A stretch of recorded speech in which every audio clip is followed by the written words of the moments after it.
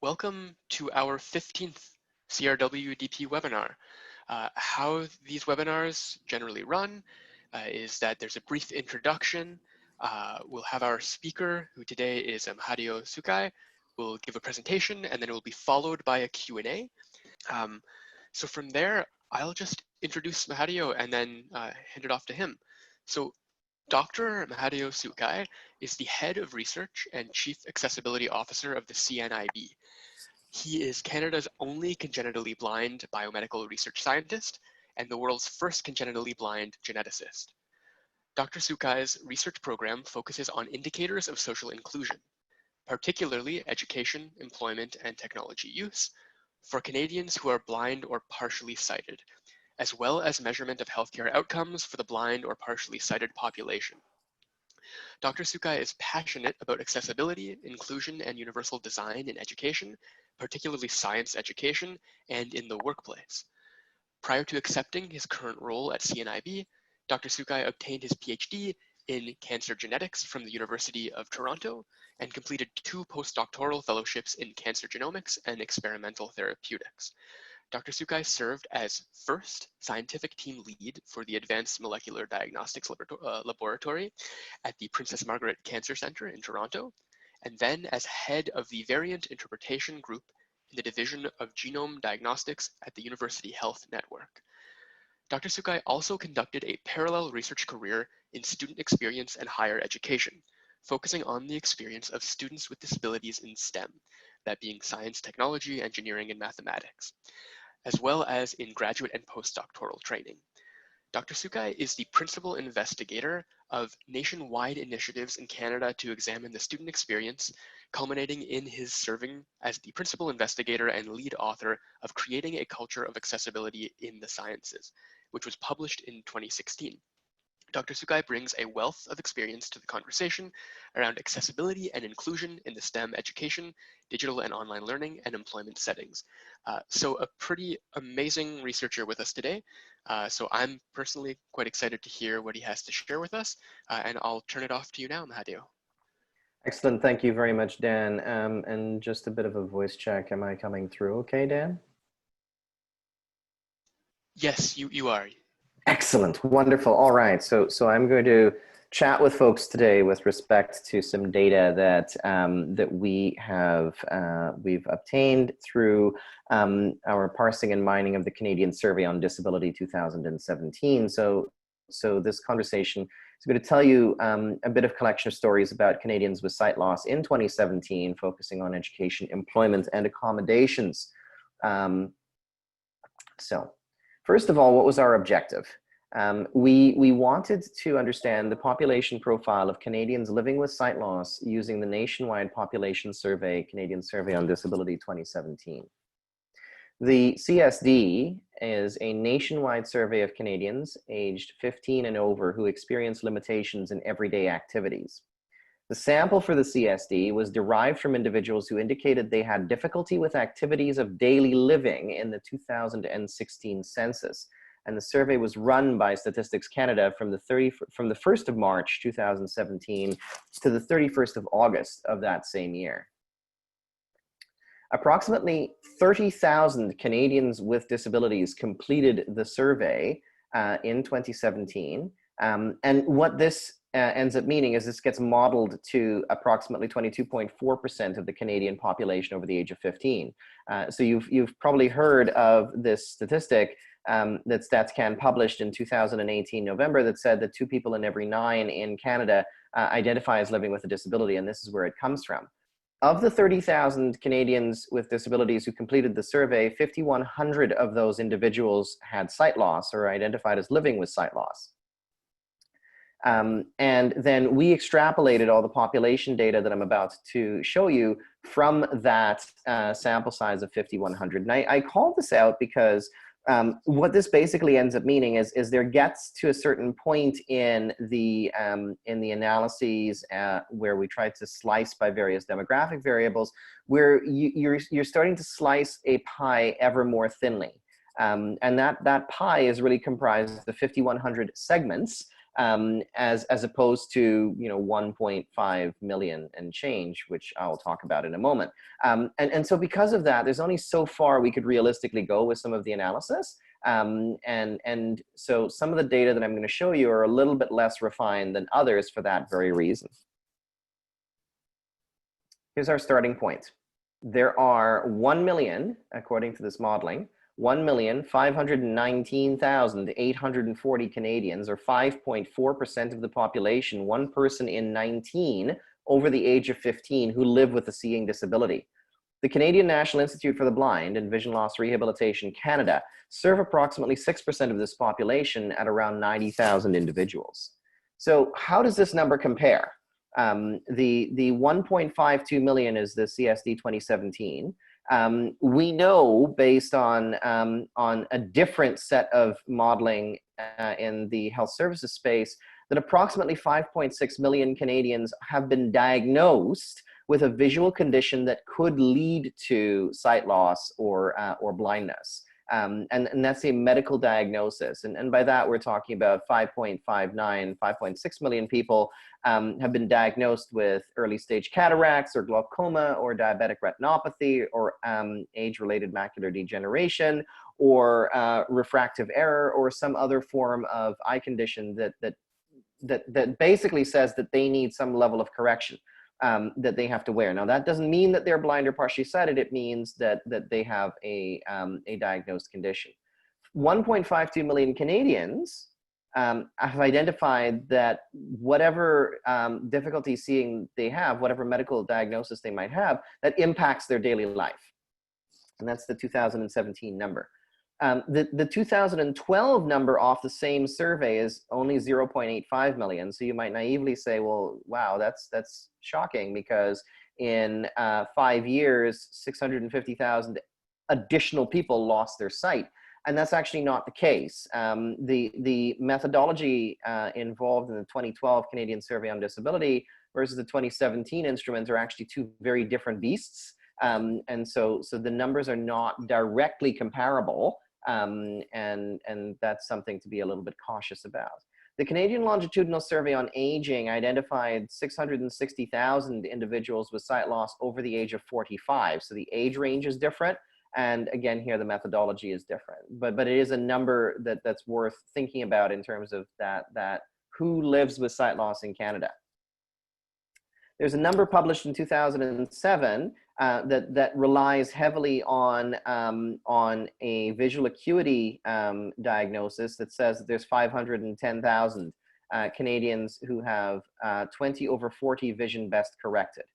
And as I say, CNIB and Vision Loss Rehab Canada serve 90,000 individuals who have a diagnosis and who have been referred by their ophthalmologist or optometrist to us. And who have then followed up on that referral. And so it's a slice of a slice of a slice of a pie. The other thing I want to talk about is how seeing disability is defined. In fact, how disability is defined broadly in this kind of survey. The Canadian Survey on Disability is based on the social model of disabilities. And the premise of that social model is that disability is the result of the interaction between a person's functional limitations and barriers in the environment that make it harder to function day to day. The survey uses the Washington Group set of questions long form, and so there are 10 functional limitations that are queried, and there's a scale of difficulty assigned to each, including seeing, even with glasses or contacts, and then a scale of functional impact on daily life. So the scale of difficulty ranges from very mild to extremely severe, and the scale of functional impact ranges from very mild to extremely severe. So based on those two questions, we're actually able to define what a mild or moderate seeing disability experience is like versus what a severe or very severe seeing disability experience is like. So let's talk through some basic demographics. As I said, to calculate the severity of a disability type, the CSD uses that scoring grid that takes into account intensity of difficulty, no, some, a lot, or cannot do, and the frequency of activity limitations, never, rarely, sometimes, often, or always. By taking that into consideration, what we found was that for every one person who identified as severe, very severe, there were 3 people who identified as mild or moderate. And so this chart illustrates that sort of 3-to-1 ratio. There's 346,810 people, according to the modeling that identified with severe or very severe sight loss, versus 1.17 million who identified with mild or moderate sight loss.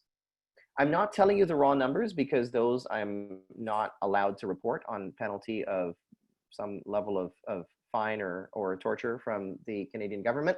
And so what you're seeing is the weighted adjusted data for the population at large. When we examine by age, remember we're looking at over the age of 15. So 15 to 24 is our youth category. 25 to 64 is our working age category. And over 65 are our aging adults. And so what we found is approximately 6%, 88,000 and change, identified as 15 to 24.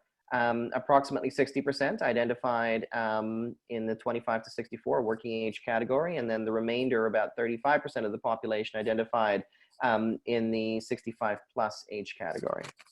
We also were able to look at age of onset, and the options that folks had here were birth or under the age of 14 or between 15 and 24. So adolescent or child versus youth, young adult versus early working age versus later working age versus over the age of 65. So older adult, and there's a gradation in the older adult as well. The two peaks that I'm going to call attention to is the large number of individuals, 385,000 and change, that identified as acquiring their sight loss as a child or an adolescent. A roughly equivalent number acquires the sight loss over the age of 45. So between the ages of 45 and 64. And so there was a lot of individuals who lost their sight in that age range where you first start getting diagnosed with things like age-related macular degeneration or diabetic retinopathy or glaucoma or cataracts. The proportion of individuals over the age of 65 who actually lost their sight over the age of 65 is only 10% of the overall population. And that might seem rather strikingly low, but that's because a lot of individuals don't get diagnosed as living with sight loss until a lot later, even if they're experiencing it a lot sooner. And they don't get referred to services until a lot later, even if they start experiencing sight loss a lot sooner. So the interesting thing, of course, I'm just going to flip back to age of onset for a moment. The interesting thing, of course, is that only in this cohort of people over the age of 65 are you actually able to think about sight loss over the age of 65. And so age and age of onset are two variables that really do play off of each other. And what we were able to do was combine the two to calculate a percent life lived, or a percent lifespan lived since age of onset. And now when we did that normalization, about 60% of our population identified as living with sight loss for less than 1/5 of their life. Only 9% of the population lived with sight loss for more than 80% of their life. And the number really drops off very fast. By far the greatest proportion of individuals have lived with sight loss for less than 20% of their lifespan to that point. So we introduced this variable percent lifespan as a variable to account for the generational differences in age and experiential differences in the age of onset variable. And the distribution of the sight loss population is actually quite distinct, particularly in terms of age and age of onset profiles, and is very different from what you would expect if you modeled based on the Canadian National Institute for the Blind data, because the majority of our clients are actually older. And the majority of our clients also sort of fall within that lose their sight early in life sort of population. And so there's a group that we're not seeing, and it's the working age group who lose their sight as adults, young adults, and into working age adulthood. We also were able to profile the experience with multiple disabilities in the data set, because of course that Washington group set of questions is not a single choice question. You can identify as experiencing difficulty in 10 different areas. And so what we identified was that in up to 10 different areas. And what we identified was that 85.7% of the sight loss population identified as living with more than one disability. So what's noted as seeing plus versus only 14.3% that identified as seeing alone. As you might expect, that's age related. So 15 to 24, the seeing plus population is 78.2% compared to 90.1% in the 65 and over age range. When we talk about additional disabilities, the additional disability types that we are primarily talking about are pain related, flexibility, mobility, hearing, mental health, dexterity, memory, learning, and developmental, and they show up in pretty much the order that I just read them to you. So mobility disability, flexibility disability, pain-related disabilities were all present within the sight loss population at greater than 50%. Hearing and mental health were around 30%, dexterity was 27.6%, memory was 25.6%, learning was 22.4%, and developmental disabilities, that includes neurodiversity, was down at 5.3%. And so there was a definite proportion of or proportionality to additional disability types. And one thing I will say is that 85.7% is also pretty high compared to what we've typically seen, where we usually get around 40% of anyone who fills out a CNIV survey that my team does that identifies with additional disabilities. But the difference is how the question is asked. And because the questions are asked differently, we're getting slightly different proportions in that way. The number of disability types, actually, interestingly, is in a 1 to 2 to 4 ratio of individuals. So seeing disabilities alone versus seeing +1 versus seeing +2 or more is that 1 to 2 to 4 ratio of disability types. So a very high proportion, 85.7%, 1.3 million Canadians with sight loss experience multiple disabilities. That proportion increases with age. And as I say, that's a much higher proportion than which is self-reported in our internal surveys. We also looked at assistive devices, and this is one of the ways that we were actually start to first pick apart some of the challenges with the way that the CSD asks its questions, and we'll talk about that as well. Because I by no means do I actually present this tool as a perfect tool, as a way to understand data perfectly. I think the CSD has some flaws that are worth recognizing in talking through the data that we're showing here. And so we looked at the number of visual aid devices that people were using, recognizing that glasses and contacts were a significant proportion of that, and you'll see that in a moment. And so we calculated the number of devices that people use, taking glasses and contacts into consideration, then taking glasses and contacts away. And we did this overall. We did this for less severe. We did this for more severe sight loss. And not surprisingly, the number of visual aids used increased based on severity. And the interesting thing was that if you actually took away glasses and contacts, then the number of aids that people used actually dramatically reduced to under 1 per person overall, and it's 0.75 without with the less severe population. It's 1.53 with the more severe population. So glasses are a large part of how people correct and a large part of how people adapt. But then there's other devices as well that a lot of people may or may not be using. And those could include a range of different devices. Eyeglasses and contact lenses, as I said, comprise 78% of the population use eyeglasses and contact lenses. The white cane, or the identification cane, so the cane that's synonymous with someone who's blind or partially sighted, is only used by 4% of the population. That's 2% of the folks who experience less severe sight loss and 11% of the folks who experience more severe sight loss. Recording and note-taking equipment is only around 2.7%. Magnifiers is used fairly significantly with 25.9% overall. Large print reading materials at 17.8%. Dark line paper or dark ink pens at 10.4%. Braille reading materials and the manual braille are actually down around 0.5%. And those numbers are too small actually for us to do the less severe, more severe demographic split. Device with oversized buttons at 6.2%. Audio or described video for TV programs at 3.5%. Closed circuit devices like CCTVs at 1.4%. Other aids or assistive devices at 7.8%, and none of the above at 14.7%. Not surprisingly, the individuals who are in the more severe cohort are more likely to use most of these devices than the individuals in the less severe cohort.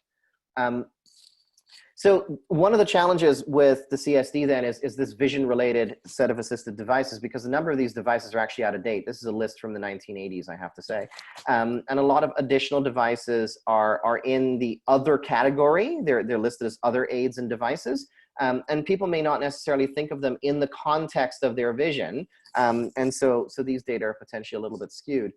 We looked at the number of devices that folks will use. And again, not surprisingly, if you look at vision aids alone, the peak is with one device, and that's probably going to be a spectacles or glasses or a pair of contacts. But when you actually take all devices into consideration, the peak isn't at the one device, it's actually out at the 4 or more devices. And then we're actually starting to see use of mainstream devices sort of really get integrated into what this population is doing.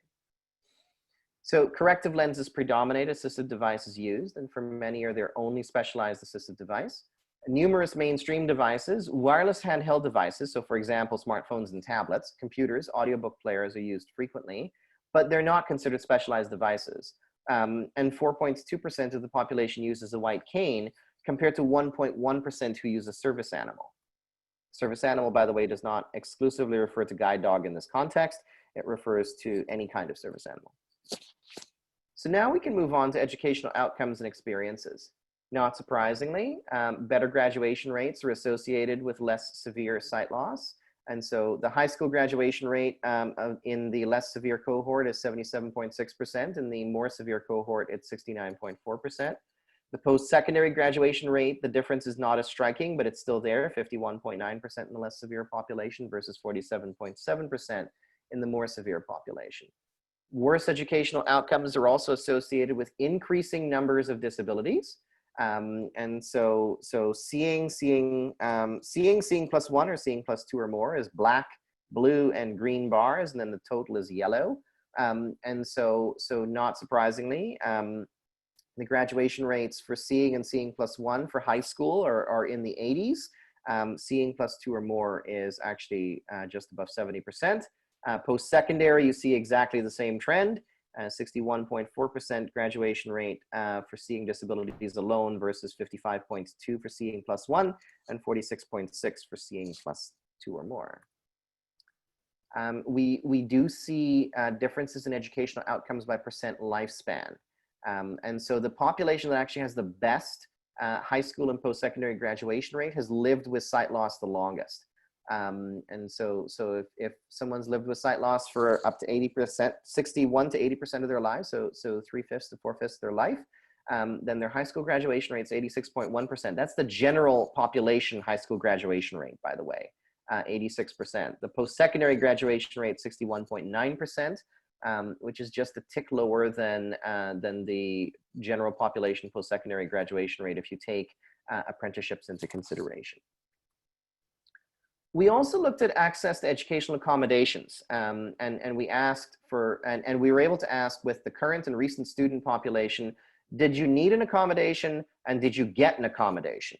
And in almost all cases, the proportion of people who needed was much greater than the proportion of people who identified that they got. So computer or tablet with specialized software, 55% needed, 42% received. Teacher's aid or tutor, 48% needed, 32% received.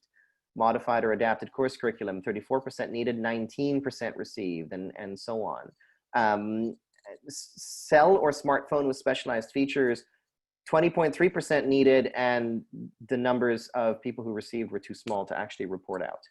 And so that's a thing that also relates to how we think about some of these pieces of technology, because a cell phone is not one we would necessarily consider to be an accommodation aid, although it is considered as such.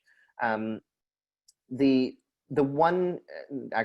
few cases where the percent who felt they needed something was too small to report out, but the percent for whom it was available was rather high. The individual education plan, magnifiers, handheld magnifiers, and attendant care.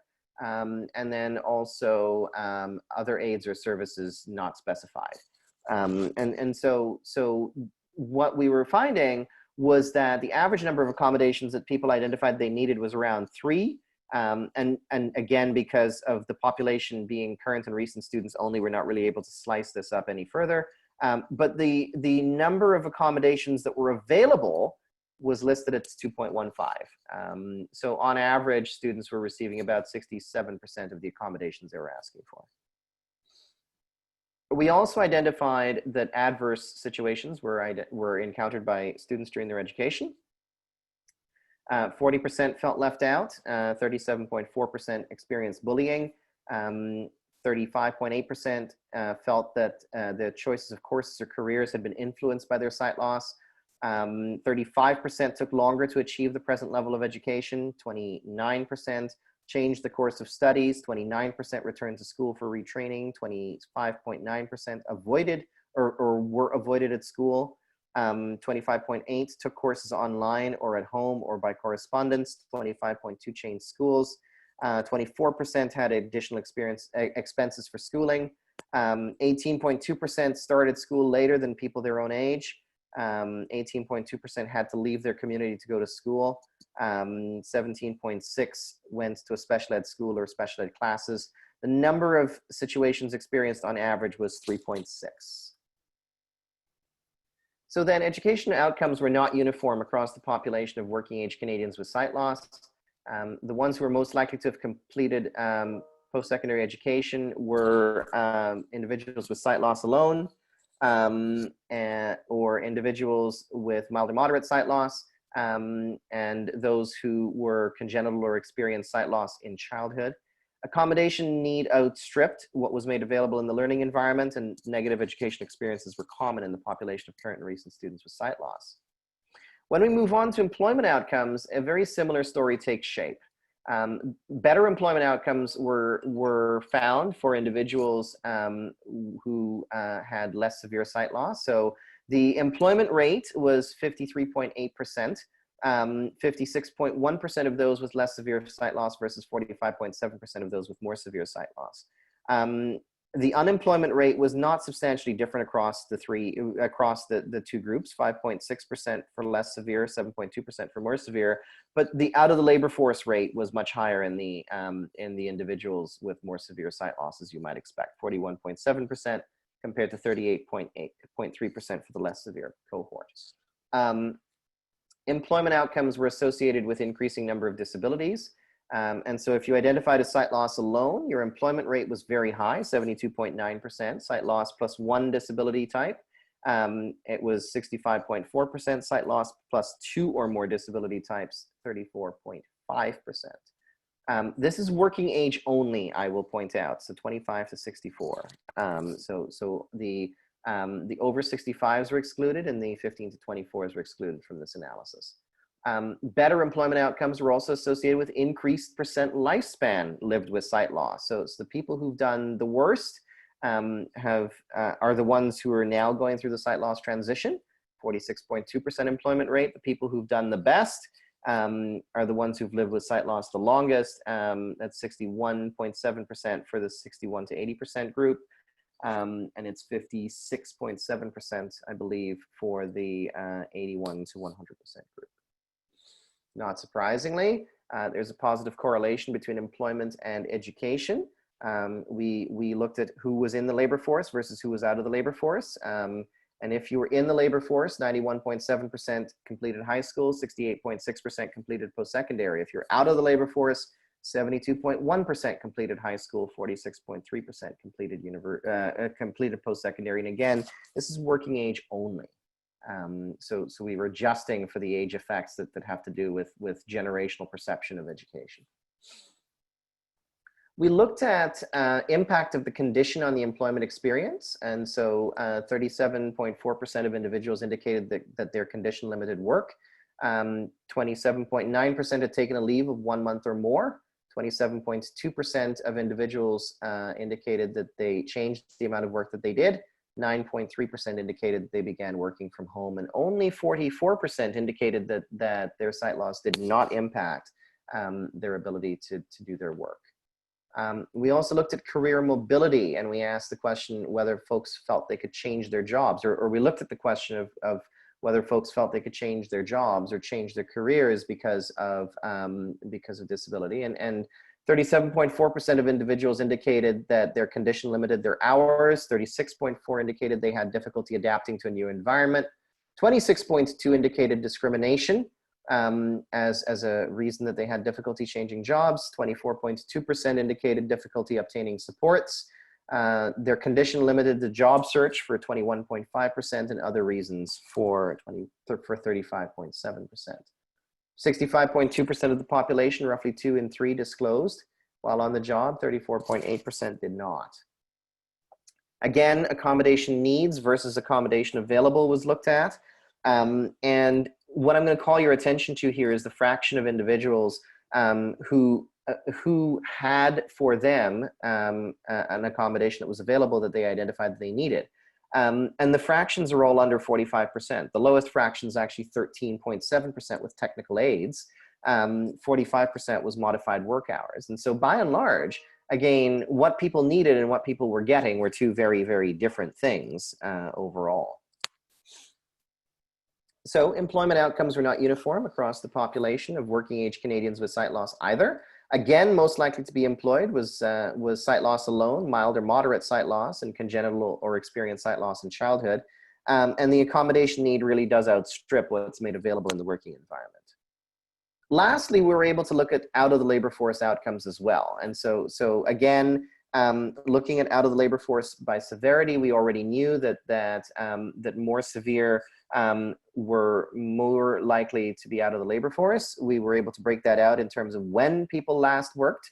And so whether that was in the 5-year period between 2012 and 2017, before 2012, or whether they'd never worked. Not surprisingly, the more severe cohort were more likely to have never worked than the less severe cohort. And that was, I think, the most meaningful difference that I would actually call out from a slide like this. We also looked at differences by age of onset. The never worked cohort was most prevalent in the population who were born with sight loss, as opposed to population who lost their sight loss later in, or who lost their sight later in life, and that's not terribly surprising. And that really sort of stood out. And the group that last worked between 2012 and 2017 were most likely to have lost their sight when they were 25 to 44. Reasons for people being out of the labor force: condition completely prevents work, 74.5%. Condition limits amount or kind of work, 50.6%. Condition affects ability to look for work, 32.4%, and the workplace arrangement made it unable for the, or made it impractical for them to work, or they were unable to work with the workplace arrangement they had, was 16.4%. Lastly, is this slide that looks at barriers to rejoining the labor force, and I want to call your attention to a couple of these rather specifically. Health condition was rated at 30%. So 30% of the people who said that they had a barrier felt that that barrier was due to health condition. Few jobs available locally, just under 20%. Training or experience not adequate, just under 19%. Past attempts unsuccessful, the same thing, just under 19%. They would lose additional supports, and these are where we start talking about disability supports that are available at the provincial or local or federal levels. And so 15.6% said that they would lose additional supports, therefore they would not want to go back to work.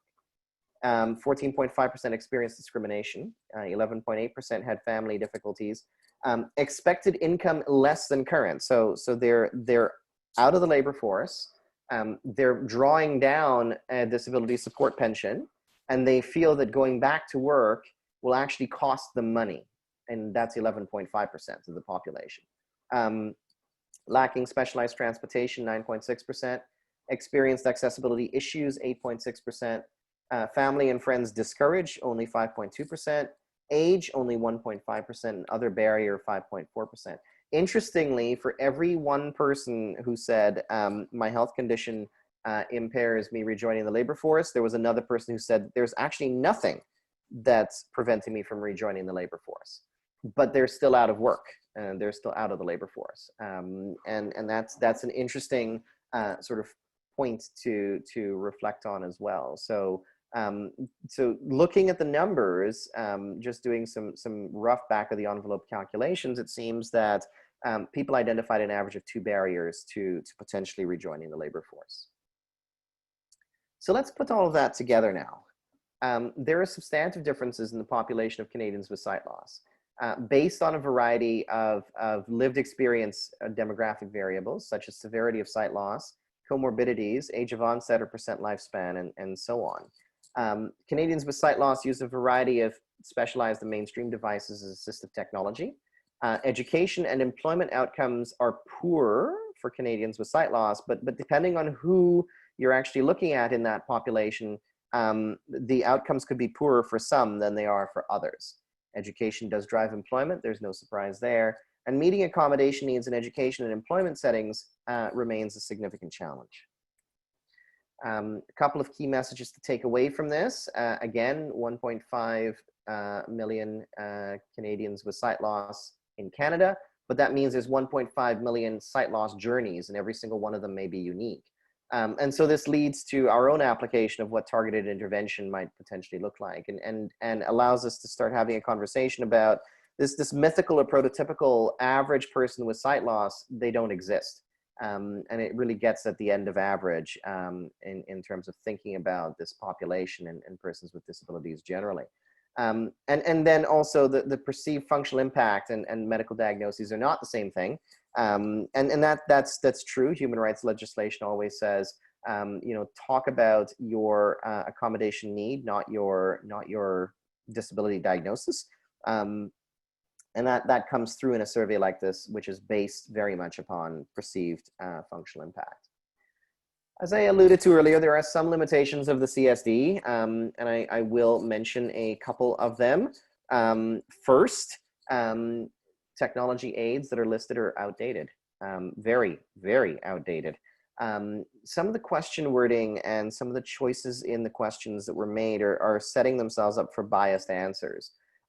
So there's a population that works part-time, and if you work part-time, you get asked the question, why do you work part-time? And one of the answers that was given was, I work part-time because my contract is part-time. And of course, people are going to choose that over anything else. And so there are a few questions where the answer choice actually skews the kind of data that we're going to get. Another major limitation is we cannot compare it to the CSD 2012. We cannot compare it to the Participation and Activity Limitation Survey 2006.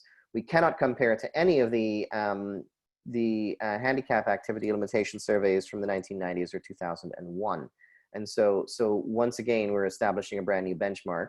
And hopefully in 2022, a mostly similar instrument will be put in the field using mostly similar methodology that will actually allow us to compare over 5 years.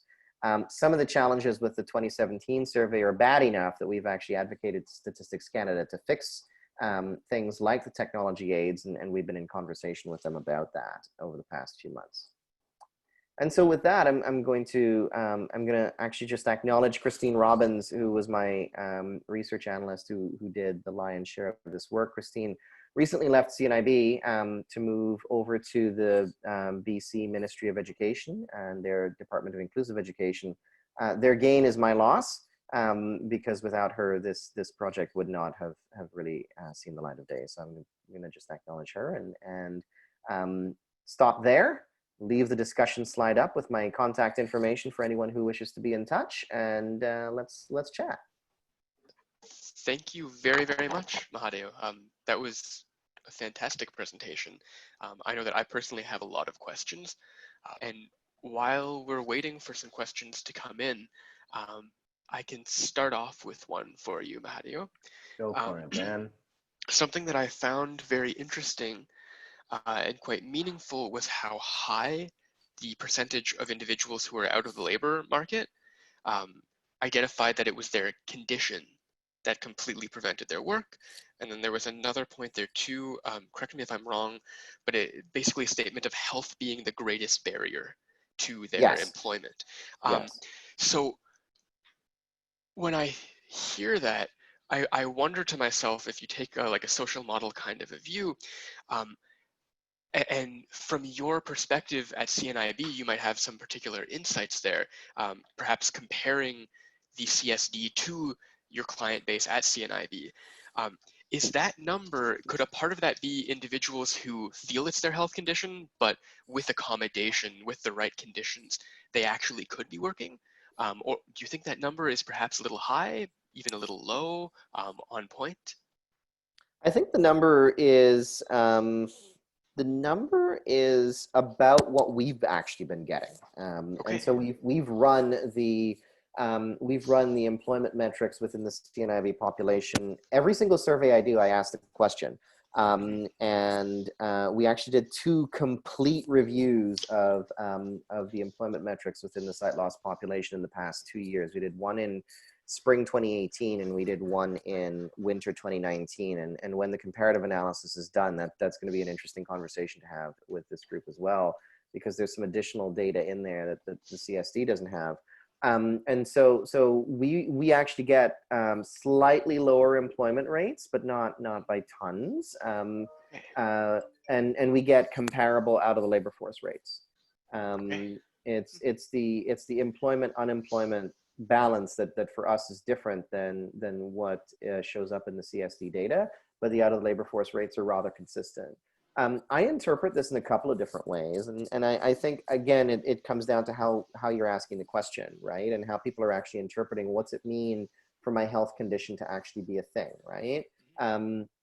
One of the things that I took out of this presentation is the life satisfaction measure and the mental health measure and the physical health measure. And it's not that people are feeling unwell and therefore can't work, because the data don't actually support that. What the data suggest is that there's people who are who are basically saying, you know what, I'm comfortable not working, and I'm going to use my sight loss or my health condition or my lived experience as a catch-all for why I'm not working, because I fundamentally believe that it is a barrier preventing me from being able to work, right? And so in thinking about that, what that also means is that, you know, you talk about employment programming. There's employment programming for individuals who are ready to go back, or ready to join the labor force. And then there's employment programming to get people to the place where they're ready to join the labor force. And what these kinds of data tell me is that there's a lot of moral persuasion that has to happen, to potentially bring that out of the labor force population back into the labor force pool. It's not that they can't work, it's that they actually feel that they're somehow prevented from doing that. And so it's no longer a can't, it becomes more of a don't want to because they've gotten comfortable with it. Yeah, I see. That's very interesting. Is CNIB doing work in that area, in that kind of persuasion piece at present, or is it more an idea for future work? So I've socialized some of these findings across the organization, and I think one of the challenges that we have right now is where is the emphasis, like where's the needle most likely to be moved, right? Because the quality of program that you actually do in terms of moral persuasion is going to be fundamentally different from the quality of program you do in terms of resume writing, right? And so one is a lower hanging fruit than the other, and that's where people are going right now. Great. Well, we have another question here. We've got 2 actually in line.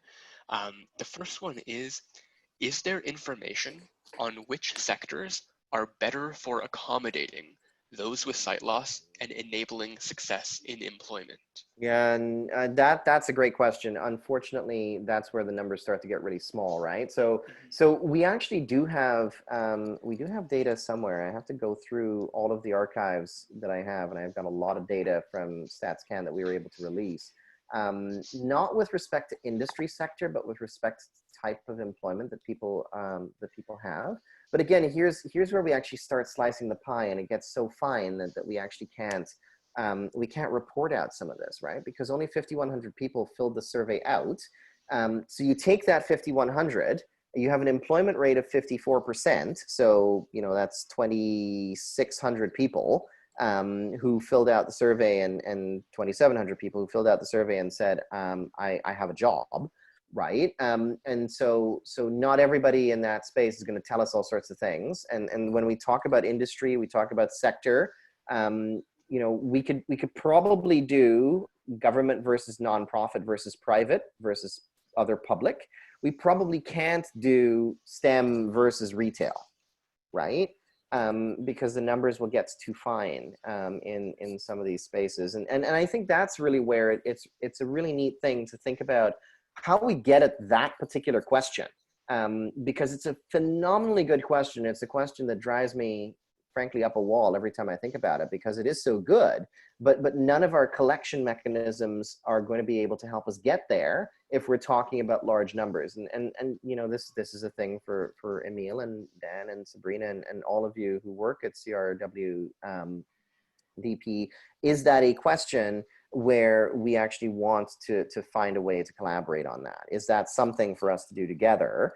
That will allow us to sort of pull apart the nuances, because what we need there is stories, but we also need enough stories to know when we reach saturation. So a follow-up question to that would be, given that this is something that you've spent a lot of time on, do you have certain expectations or ideas about what those industries might be? Obviously, it would be, you know, based on your personal experience or your like work with CNIB. Healthcare does really badly. Banks do really well. I'm going to start there. Yeah. I think healthcare does horribly, not just with sight loss, but with everything. And I think a lot of that has to do with the culture within healthcare and the culture of provision, and the fact that you're there to be a provider, you're not there to be a supplicant. And so I think healthcare does horribly. I think banking does quite well. I think big telecommunications would also potentially do quite well. I think anybody who sort of feels like, okay, I can park you in front of a computer with sight loss, they might be able to do okay. I think in other places you're gonna start to see challenges, right? And you know, personal bugbear, healthcare, and STEM are the kinds of fields where people don't necessarily associate people with disabilities, and so there, you know, the accommodation lag is also an attitudinal piece where you really have to beat down the door a little bit. Thank you. So we have another question here. This one says, thank you for your presentation, Mahadeo. Thank you. You discussed important limitations in the CSD survey, and it's great to know that you are in touch with Statistics Canada about those. I have a question. Many people with sight loss have multiple disabilities. They may then need the supports that address the multiple barriers to employment that they experience, rather than only the barriers that are related to sight loss. Absolutely agreed. And so then the follow-up piece here is, do the programs that are offered by CNIB account for multiple disabilities and the unique needs of individuals? I'm going to be very honest, and I know this is being recorded. No. We have historically for 102 years and 3 months actually made a point of saying we're going to understand sight loss. We're going to do sight loss first. And I think that particularly now that kind of acknowledgement is important, because it fails to recognize the totality of the lived experience. I mean, you know, I'm a first-gen Canadian immigrant, Indo-Caribbean, who came here when he was 10, and so my lived experience with sight loss is going to be very different from you know, a third-gen Indo-Caribbean Canadian immigrant who was born here, right? If you keep everything else the same and you change just one aspect of that experience, everything changes, right? And so the thing is that you know, in working on sight loss, we've done so without being as holistic as we could be, and I'm well aware of what that means, given that I just went on the record and said it. But I also know that now, with all of the data that we're gathering, is really when that level of intersectionality starts to come to the fore. That's now is when we're starting to recognize there are, as I said, 1.52 million lived experience journeys of sight loss in this country, and one of them is not like any of the others. And as we start to make those kinds of recognitions, as we start to recognize that this prototypical blind person in Canada just doesn't exist, now we're actually able to do something about it. And do you feel across the various organizations in Canada that provide services for persons with various disabilities, do you feel that there are any organizations that are doing a good job of recognizing that individuality and the understanding of multiple disability? I think that's a good question, and I'm going to push back a little bit and say I almost wonder if it's the wrong question. No offense to the questioner, right? But I'm going to say a lot of this stuff is being done in the not-for-profit sector. And the not-for-profit sector is reliant ultimately on targeted funding from various sources, whether that's government money or it's philanthropy dollars or whatever. But the problem is that if that's the case, you open yourself up to following the money, like following your nose where the money leads you, right? You sniff it out and you go get it. And so if you find that the money is there for if the money is there for sight loss, but not sight loss and neurodiversity, then you go after sight loss, not sight loss and neurodiversity. And so I mean, that's a crass way of putting it. But I think it also recognizes that the nonprofit space is rather more fragmentary when it comes to some of these conversations. And not meaning to boast, CNIB is the only nonprofit that works in this space that happens to have the kind of research department that it does. And I don't know that others are going to be able to do this, short of spending lots of money and paying StatsCan to do it for them, or begging a researcher who's in there to do some of these analyses through a form of collaborative grant, right? And so I think these kinds of findings, these kinds of stories, and I actually gave you the descriptive stats version of the regression models that we've been running, by the way. And so you have the descriptive stats version of what the regressions are actually telling us. And I will say that I don't know of tons of people who are actually working in this space in this way. And so these conclusions might seem intuitive and self-evident, but I think it's also worth it to acknowledge they're intuitive and self-evident after having spent months staring at the data.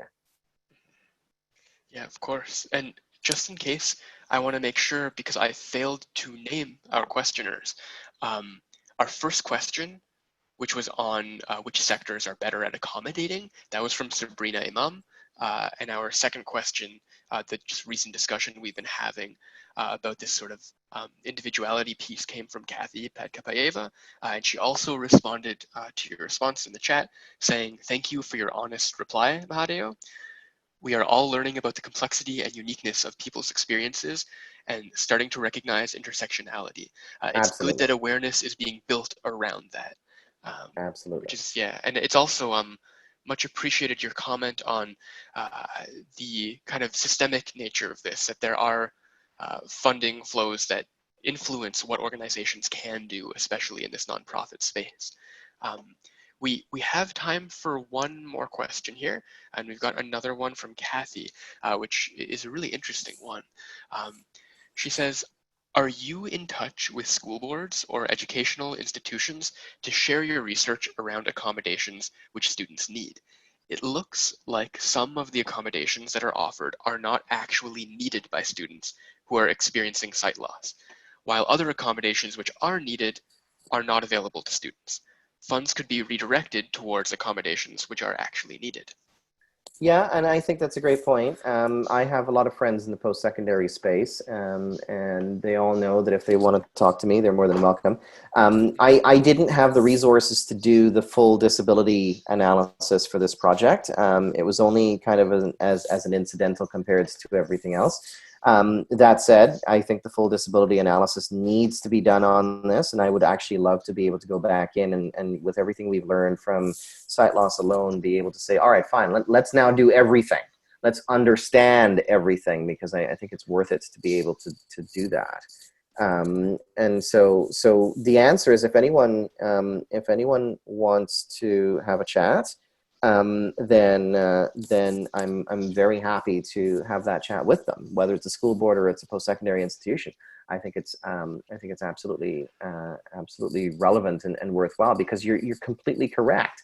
And I think a lot of that has to do, I'm unvarnished here, a lot of that has to do with how accommodations are chosen, right? And how the system is set up, right? Because the functional needs assessment relies on that medical diagnostic letter, and then the people who are doing the functional needs assessment have to work with the student to figure out exactly what that means. And it's always easier to do that. So think about the University of Toronto for a moment, right?